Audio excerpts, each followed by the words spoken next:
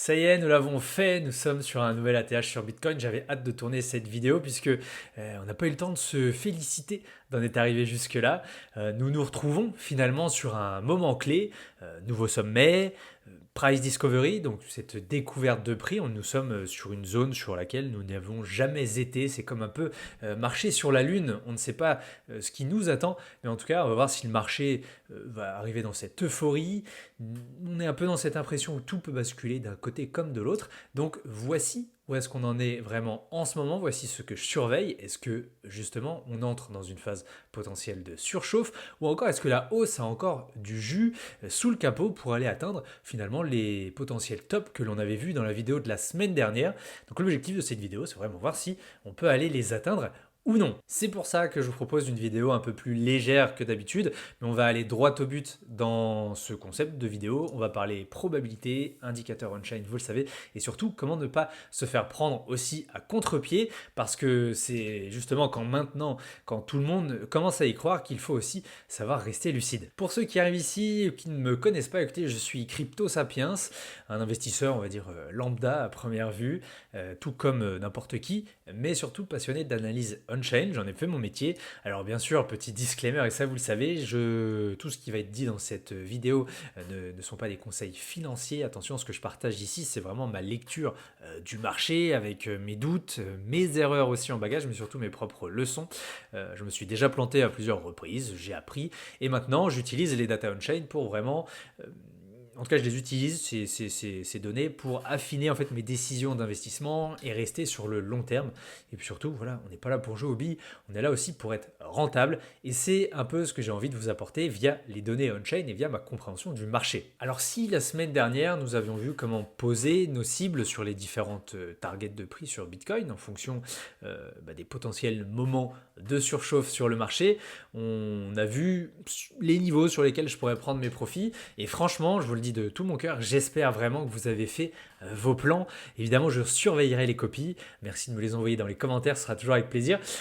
Puisqu'aujourd'hui, en fait, on se retrouve dans un concept, mine de rien, pour le petit moment psychologie, où ça va être simple, entre guillemets, de tout surfer quand tout monte. Mais c'est justement dans ces moments-là où, parce que ceux ou celles et ceux qui n'auront pas de plan euh, s'exposent un peu plus à des difficultés. Et c'est là où généralement il y aura un peu plus de panique et pas forcément des décisions d'investissement qui vont être prises peut-être le plus optimal possible. Par exemple, en 2021, c'est là où j'arrivais sur ce marché des crypto-monnaies, j'investissais pour la première fois, j'avais pas du tout de plan, je ne suivais que ce qui se disait sur les réseaux sociaux, direction les 100K, etc. Et forcément, je me suis planté. En mars 2024, c'était un peu mieux, même si j'ai vendu plus tard que je ne l'aurais pu vouloir le faire. Et par contre, en décembre, c'est là où c'était la première fois où c'était vraiment du mieux. C'était pas parfait, mais c'était mieux, rien n'est parfait. Mais du coup, c'est très important d'avoir un plan pour ne pas en fait laisser nos émotions se faire, en tout cas, gérer nos actions. C'est vraiment là-dessus que j'insiste sur cette vidéo. Également, rappelez-vous qu'on parle de target de prix à la hausse. Aujourd'hui, on va parler aussi de ce qui se passe sur ce marché. Est-ce qu'on est toujours en route pour aller vers les niveaux dont on a parlé la semaine passée? Rappelez-vous que des corrections seront présentes tout au long de cette hausse. Soyez prêts à ne pas forcément flancher si on n'a pas de signaux de renversement de tendance, évidemment. Il faut rester prudent. Mais tant que les probas forcément ne sont pas à zéro, on va surveiller ça d'un coin de l'œil puisque on n'a pas envie de se faire avoir à contre-pied, c'est quand même le but. Il faut être prêt à tous les scénarios possibles. C'est vraiment pour moi la clé pour être un investisseur rentable et ne pas suivre aveuglément nos biais à la hausse puisque forcément là on va être en plein dedans. Donc c'est parti, on va aller voir ensemble ce que nous dit ce marché des crypto-monnaies en fonction du comportement des différents investisseurs. Déjà, ce qui est plutôt très intéressant à relever, c'est que si le prix tend à stagner entre guillemets, ça va faire quand même depuis, il me semble, le 9 mai que nous sommes au-dessus des 100 000 dollars, on a atteint un nouvel ATH. Bien sûr, on est à quelques pourcentages de l'ATH, on n'a pas forcément explosé à la hausse comme on l'avait fait en novembre de l'année dernière, mais ce qui est plutôt pas mal, c'est que derrière les coulisses, il y a plusieurs choses qui s'activent, comme d'habitude, vous le savez. C'est pas parce qu'un prix stagne, nous reste dans une sorte de zone intéressante que derrière, il n'y a pas des acteurs qui font quelque chose. Ici, on voit très bien déjà, et ça c'est très positif, que le marché, les investisseurs souhaitent que les 100K, le palier psychologique des 100 000 dollars, deviennent la norme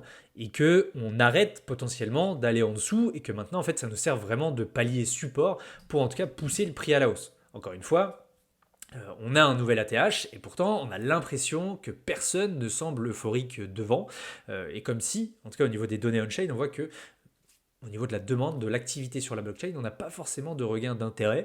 Donc c'est plutôt intéressant de voir ça. Forcément, ça nous aide aussi dans le principe que plus on passe de temps sur ces niveaux-là, plus on a des zones d'accumulation, vous savez, avec le fameux graphe des URPD, qu'on peut observer, qui va nous servir à la fois dans le bon comme dans le moins bon.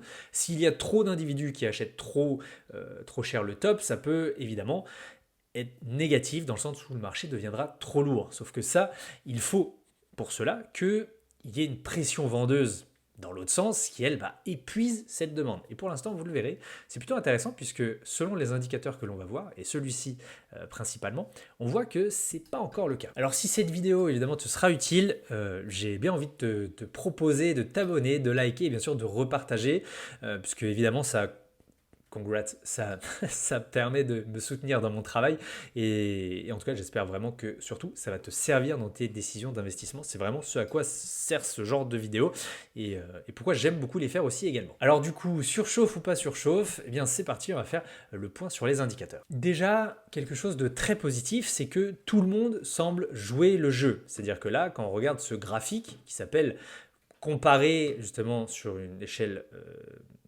commune l'arrivée de capitaux par rapport à la pression vendeuse. Ici, on voit beaucoup de choses. En orange, on voit les capitaux réels qui sont injectés dans le marché. En vert, on voit celle des ETF. Alors, orange, un peu moins orangé, ici là même, on voit tout ce qui est la CME, c'est-à-dire au niveau de la bourse américaine. Et en violet, donc un peu plus petit, on voit tout ce qui est intérêt de MicroStrategy, donc avec Michael Saylor qui continue d'accumuler du Bitcoin. Je ne vous ai pas mis en bleu justement le changement de supply de la part des détenteurs à long terme, qui eux, vous le savez, ce sont ces individus-là qui vont vendre massivement une fois que un prix du Bitcoin les intéressera assez pour justement commencer à prendre des profits. Et pour l'instant, il faut savoir que de leur côté, on en était plus ici, alors que durant ces grandes phases, vous voyez des capitaux arriver, eux, forcément, ils sont plutôt en négatif, dans le sens où ils vont tout faire pour prendre des gains, donc on a une pression vendeuse, c'est assez exceptionnel. Donc ici, je dis que tout le monde joue le jeu, puisque tous s'activent pour accumuler du Bitcoin et rajouter des capitaux sur le marché. On le voit donc avec MicroStrategy, on le voit donc avec les ETF, et on le voit donc avec l'arrivée de capitaux sur le marché. Comme vous voyez, tout s'active plutôt bien, dans le sens que les investisseurs, quels qu'ils soient, que ce soit des institutions ou des particuliers comme vous et moi, on est plutôt à l'accumulation. En tout cas sur une moyenne à 30 jours, attention, ça ne veut pas dire sur le moment, mais ce qui est vraiment positif pour la suite. Maintenant, vous vous en doutez bien, on est en territoire, en price discovery, en territoire inconnu. On se retrouve avec ce fameux petit point à ne pas négliger où pratiquement 100% des bitcoins sur le marché se retrouvent en profit. Alors, historiquement parlant, et aujourd'hui on va se baser spécifiquement sur 2023-2025, lors du premier top de mars ou du second de novembre, décembre, janvier, on était dans la même situation. Forcément, nouvelle ATH, il n'y a personne qui se retrouve en perte. Et donc on se retrouve dans ces phases où on est 100% en profit.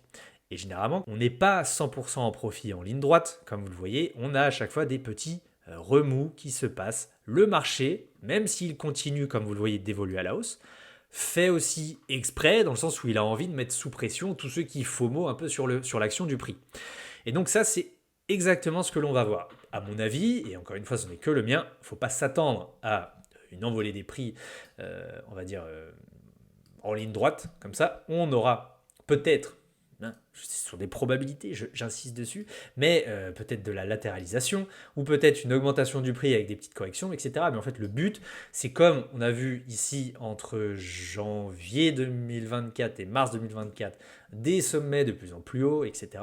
Tout comme on l'a vu depuis les élections US en novembre, des sommets de plus en plus hauts, mais comme vous le voyez ici, l'action du prix est assez en dents de scie, et le but, ça va être exactement de faire ça, de faire peur aux investisseurs qui, croyez-moi, je pense, auront ce qu'on appelle des PTSD en anglais, mais des mauvais souvenirs des phases de hausse précédentes, à se dire, mince, peut-être que cette correction ici, qui peut être de l'ordre de 5-10%, peu importe, et le top de cette jambe haussière, et donc je vais forcément vendre. Et le but, en fait, c'est un peu voilà, crescendo, faire en sorte de les faire quitter le train, les faire remettre dans le train, les faire quitter le train, etc. Et en fait, ils vont acheter plus haut, vendre plus bas, vendre plus haut, acheter plus haut, vendre plus bas, etc. Vous avez compris le principe. Donc ça, en fait, ça va être vraiment le but ici. Donc c'est un des premiers éléments de surchauffe du marché, mais qui, comme vous le voyez, peut quand même durer plusieurs semaines, peut durer plusieurs.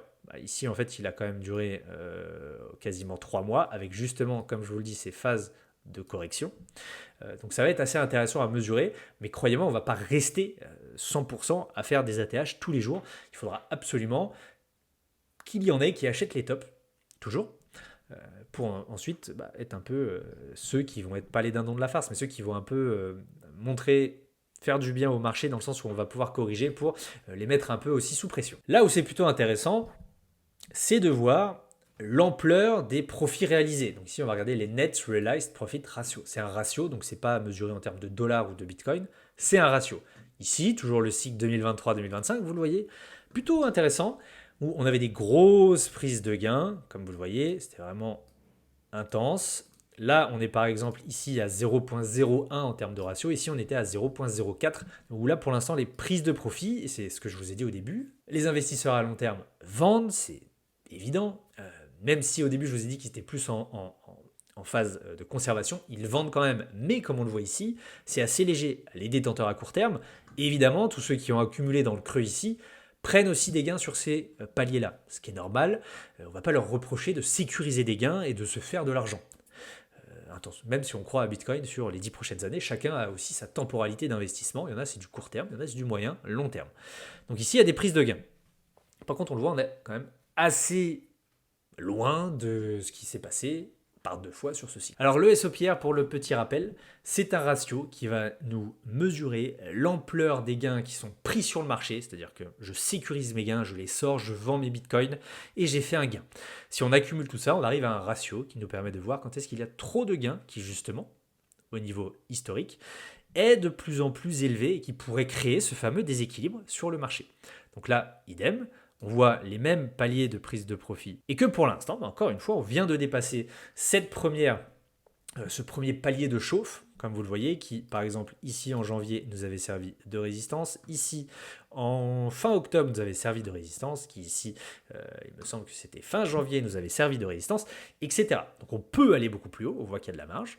Mais par contre, on sait aussi que c'est un palier qui peut nous servir de résistance sur lesquels on pourrait, encore une fois, vous voyez, ne pas monter en ligne droite, avoir quelques corrections, avant potentiellement d'enclencher la fameuse jambe finale et là d'arriver dans ces états d'extrême surchauffe, de surchauffe assez haute, comme on le voit ici à 3 reprises. Maintenant, en termes de probabilité, ça veut dire quoi? Pourquoi je vous dis que c'est intéressant et sur le court terme, ça peut très bien se passer? C'est que, en termes, on va regarder un histogramme du SOPR, c'est-à-dire que ce ratio-là, qui est à peu près ici au 1.10, 1.12 si je ne m'abuse, si je me souviens bien, et donc ici, en surbrillance orange, et comparé à tous les jours de trading historique sur BTC, un tel ratio n'a été atteint qu'à 10% de son historique. Donc ça veut dire qu'on a 90% du temps où on est plutôt en dessous. Là, sur le très court terme, ça peut être un niveau sur lesquels, et je dis bien ça peut être, c'est une probabilité, où on peut latéraliser, voire corriger, pour justement un peu rafraîchir ce level-là.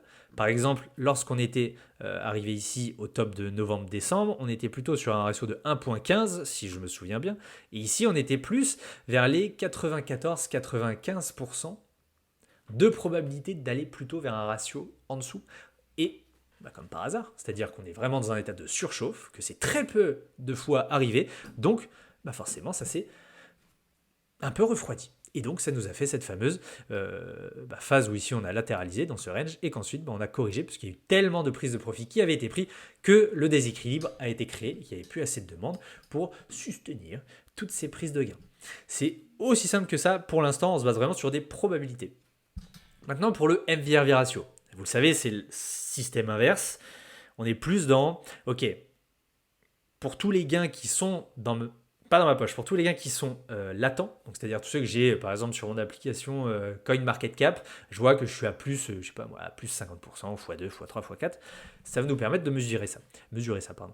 Et dès que ce ratio est extrêmement élevé, dès qu'on le voit justement qu'on dépasse cette première zone de surchauffe, ce premier ratio, ce premier ratio de surchauffe, eh bien on voit que, encore une fois, ce sont ces fameuses zones où on est proche d'un top, puisque trop d'individus ont trop de gains latents, et s'ils décident de le vendre, eh bien ça va créer ce déséquilibre du marché, et comme on le voit, eh bien ils ont décidé de le vendre.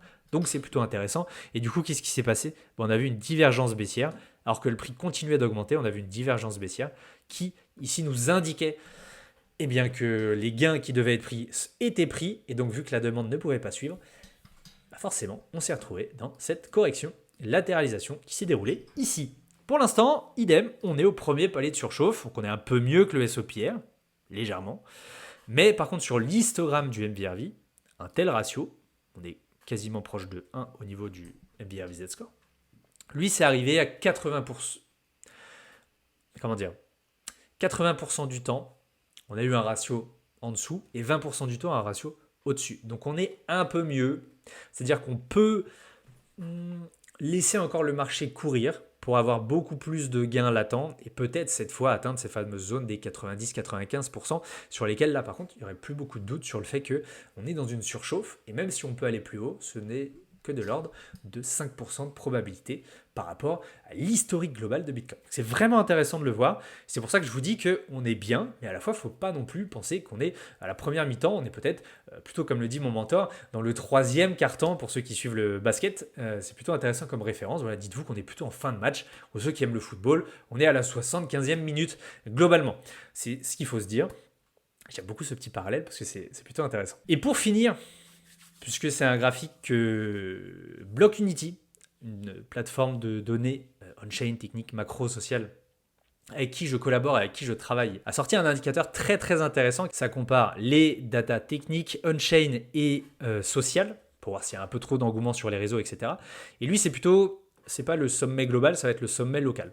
Comme vous le voyez, à plusieurs reprises, il a quand même su bien nous aiguiller sur tous les tops locaux qui pouvaient se passer.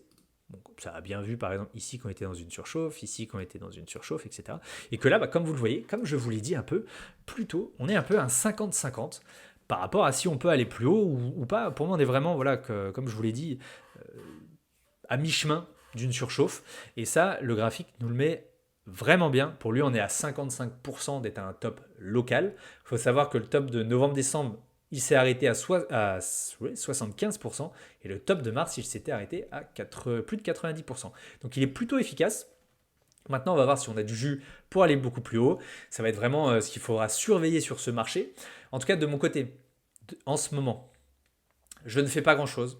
J'observe plus qu'autre chose. Je compare ma vision du marché à celle des autres, à celle d'autres analystes beaucoup plus qualifiés que moi. Je réévalue régulièrement mes scénarios quand le besoin s'en faire sentir. J'ai toujours mes cibles de prix, comme on l'a vu dans la vidéo précédente. C'est pour ça que je vous la reconseille de la voir si vous n'avez pas de plan pour l'instant. La dernière fois que j'ai pris des profits, comme je vous l'avais dit également, c'était légèrement au-dessus des 100 000 $.